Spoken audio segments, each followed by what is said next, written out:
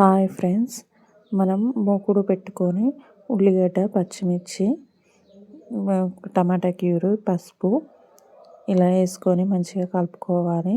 కలుపుకున్నాక కొన్ని వాటర్ పోసుకొని మనము మిల్ మేకర్ వేయించుకున్న మిల్ మేకర్ ఇందులో వేసుకొని మంచిగా నీళ్ళు అంతా పోయేదాకా మనం మంచిగా కలుపుకోవాలి. కలుపుకున్నదంతా మసాలా వేసుకొని తింటే మిల్ మేకర్ మంచూరియా రెడీ అవుతుంది. ఈ వీడియో మీకు నచ్చినట్టయితే లైక్ చేయండి, షేర్ చేయండి, కామెంట్ చేయండి ఫ్రెండ్స్.